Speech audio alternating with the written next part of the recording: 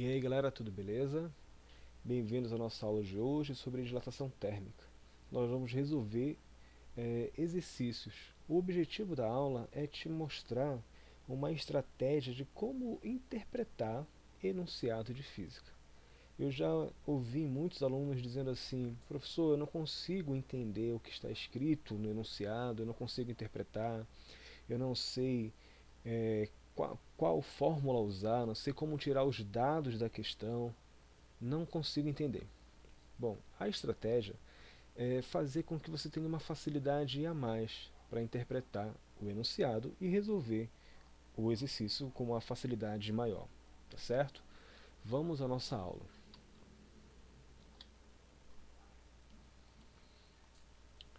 Essa estratégia é muito simples. Em primeiro lugar, você tem que identificar quais são os conceitos e as definições físicas daquela questão, daquele enunciado. Feito essa identificação, você precisa representar essas definições e esses conceitos. Como é que você vai fazer essa representação? A representação sempre é feita de forma simbólica. Por isso você vai precisar de uma caixa de ferramentas onde você tenha recursos para fazer essa representação. Essa caixa de ferramenta é a caixa de ferramenta matemática, onde você vai representar uma definição física, um conceito, através de um símbolo específico, através de uma fórmula, através de um gráfico ou até mesmo um desenho.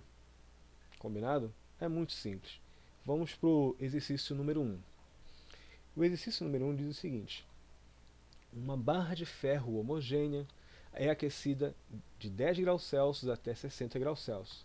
Sabendo que a barra a 10 graus Celsius tem comprimento igual a 5 metros e que o coeficiente de dilatação linear do ferro é igual a 1,2 vezes 10 a menos 5 graus Celsius a menos 1, determine a dilatação linear e o comprimento final da barra. Ok? Feita a leitura, se for preciso, leia mais uma, duas vezes, três vezes, não tem problema. Mas o primeiro passo seria identificar quais são os conceitos envolvidos nesse enunciado. No nosso caso aqui, podemos dizer, os conceitos físicos que foram envolvidos aqui são dilatação linear, a variação de temperatura, comprimento inicial, coeficiente de dilatação linear.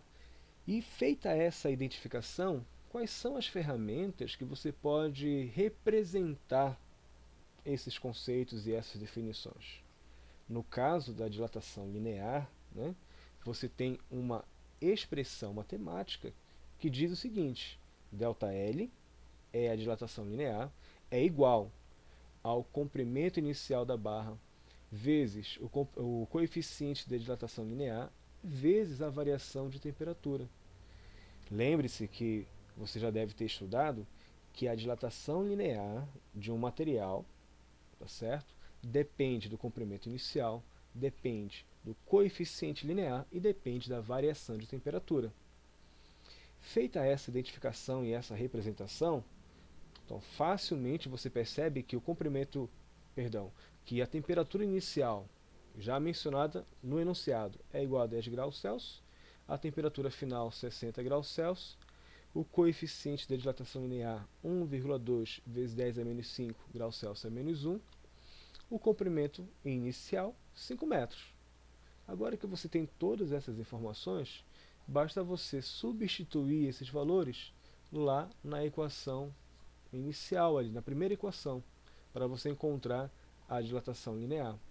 Como é que a gente vai fazer isso? Vamos fazer o seguinte: ΔL vai ser igual a L0 alfa ΔT, ou seja, 5 vezes 1,2 vezes 10 a menos 5, 60 menos 10. Resolvendo essa continha, 5 vezes 1,2 vezes 50, 300 vezes 10 a menos 5, organizando aqui a potência, né, com as casas decimais, 3 vezes 10 a menos 3. 3 vezes 10 a menos 3, na forma decimal, você vai ter que o comprimento da barra, né, ele dilatou, a barra em si dilatou 0,003 metros. Essa foi a dilatação linear da barra. Fácil, né? E na letra B ele quer saber quanto que vale o comprimento final. O comprimento final, lembre, o comprimento final vai ser o comprimento inicial mais o quanto a barra aumentou. O comprimento inicial, o enunciado já deu, 5. E a dilatação, o quanto a barra aumentou, 0,003. Finalmente, o comprimento final vai ser 5,003 metros. Tranquilo? Esse exercício foi bem simples, mas o objetivo é exatamente esse, que você perceba que, em primeiro lugar, identifica quais são os conceitos físicos, e, em segundo lugar, representa esses conceitos físicos, através de uma simbologia matemática encontrada lá na caixinha de ferramentas matemáticas, tá certo? É sempre assim que funciona. O exercício número 2. Uma placa de ferro apresenta a 10 graus Celsius uma área de 100 cm². Calcule a área da placa de ferro a 90 graus Celsius. Dado como informação, coeficiente de dilatação linear do ferro 1,2 vezes 10 a menos 5 graus Celsius a menos 1. Galera, observe que nós vamos agora identificar quais são os conceitos que você pode tirar desse enunciado. Os conceitos envolvidos agora são dilatação superficial. No anterior era dilatação linear. Aqui é superficial. Você também pode identificar a área inicial, que é 100 cm², né? A temperatura inicial, 10 graus Celsius. Temperatura final, 90 graus Celsius. E o coeficiente de dilatação linear, 1,2 vezes 10 a menos 5 graus Celsius a menos 1. Mas você está lembrado que quando se trata de uma dilatação superficial, o coeficiente de dilatação superficial é 2 vezes o valor do coeficiente de dilatação linear. Então, como é que você vai representar todas essas informações? Temos o seguinte: área inicial, 100 cm², né? O coeficiente, 1,2, 10 a menos 5. Lembrando que esse valor precisa ser multiplicado por 2, ok? Porque nós estamos trabalhando aqui com a dilatação superficial. E a variação de temperatura, 80 graus Celsius, 90 final, 10 inicial, 90 menos 10, 80. Então, a variação da área, ou a dilatação superficial, vai ser dado pela seguinte expressão: ΔA igual a área inicial, ou a zero, vezes beta, que é o coeficiente de dilatação superficial, vezes a temperatura. Substituindo as informações que você obteve do enunciado na expressão, vamos ter o seguinte: 100 vezes 2 vezes 1,2 vezes 10 a menos 5 vezes 90 menos 10.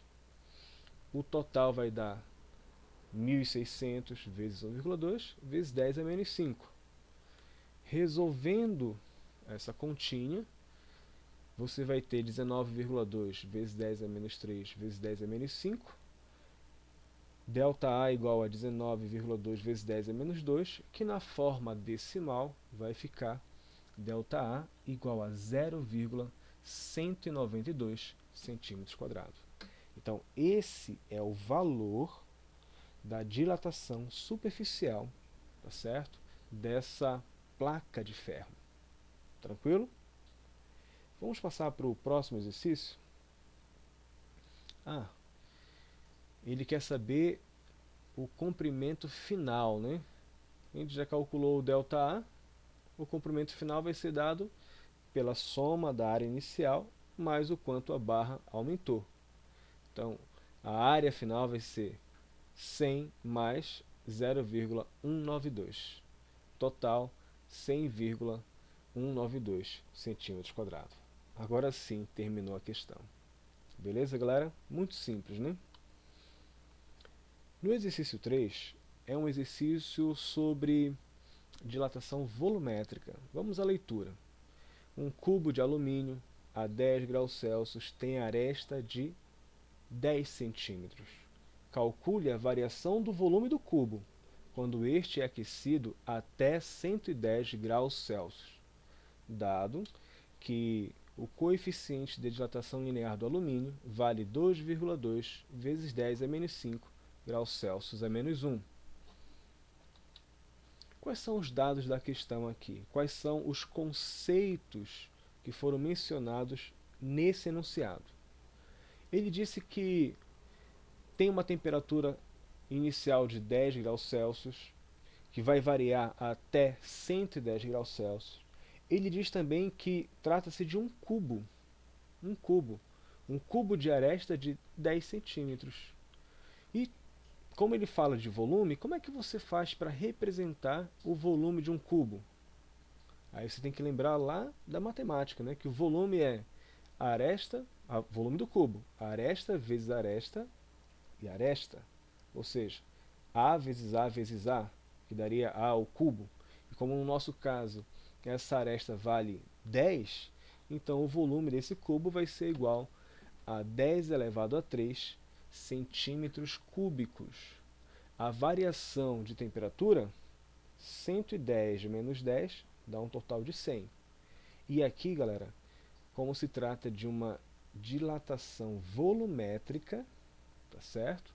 Então, o coeficiente de dilatação volumétrica vai ser 3 vezes o valor do coeficiente de dilatação linear. Com essas informações, você já pode calcular então o ΔV, que é a dilatação do volume desse cubo. Jogando todas essas informações na nossa expressão matemática ali, do ΔV, igual a V inicial, gama ΔT, você vai ter volume inicial, 10 elevado a 3. O valor do coeficiente de dilatação volumétrico vai ser 3 vezes o valor do coeficiente de dilatação linear, vezes a variação de temperatura, que no caso é 100. Resolvendo essa continha, você tem como resposta final, né, fazendo as multiplicações e multiplicando aqui, resolvendo as potências de base 10, na forma decimal, você vai ter que a variação do volume, ou a dilatação volumétrica, foi igual a 0,066 centímetros cúbicos. Fechou? Tranquilo? Bom, a gente pode então para o nosso último exercício, o exercício 4, que diz o seguinte: um recipiente de ferro contém até a borda 100 centímetros cúbicos de álcool a temperatura de 20 graus Celsius. É aquecida até 60 graus Celsius, sendo o coeficiente de dilatação linear do ferro de 1,2 vezes 10 a menos 5 graus Celsius a menos 1, e o coeficiente de dilatação do álcool de 1,1 vezes 10 a menos 5 graus Celsius a menos 1, pergunta-se: qual foi a dilatação do recipiente? Letra B, qual foi a dilatação real do líquido? E letra C, qual foi a dilatação aparente do líquido? Você consegue identificar quais são os conceitos físicos e as definições físicas envolvidas nesse enunciado? O que você pode dizer sobre isso? Aqui nós vamos ter uma dilatação de volume, uma dilatação de um volume, do volume de um líquido. Mas o líquido sempre tem que estar contido em um recipiente. Então o que vai acontecer? Quando o líquido dilatar, o recipiente também vai estar dilatando. Por isso que você vai levar em consideração não só a dilatação do líquido, mas também como a própria dilatação do recipiente. Tá certo? Então esses são os conceitos que estão envolvidos nessa questão. Quais serão as formas que nós vamos representar esses conceitos? Bom, o volume do recipiente, segundo o enunciado, é de 100 centímetros cúbicos. Se esse recipiente está cheio até a borda pelo líquido, então o volume do líquido também vai ser de 100 centímetros cúbicos. A variação de temperatura vai ser 60 menos 20, vai dar um total de 40. O coeficiente de dilatação linear do ferro, e no caso do álcool, né, o ferro é o recipiente e o álcool é o líquido, são os seguintes: 1,2 vezes 10 a menos 5 graus Celsius a menos 1. E isso é do ferro. E o do álcool, 1,1 vezes 10 a menos 3 graus Celsius a menos 1. Dá uma olhadinha nesses dois coeficientes de dilatação linear, tanto do ferro quanto do álcool. Você percebe que um é maior do que o outro? Você percebe que o coeficiente de dilatação linear do álcool é 100 vezes maior que o coeficiente de dilatação linear do ferro? Porque enquanto o do ferro vale 1,2 10 a menos 5, o do álcool vale 1,1 vezes 10 a menos 3. Beleza? Qual vai ser a variação ou a dilatação linear, a dilatação volumétrica real do líquido? A dilatação real do líquido vai ser a dilatação do recipiente mais aquela dilatação aparente, que nós já vimos na nossa aula anterior.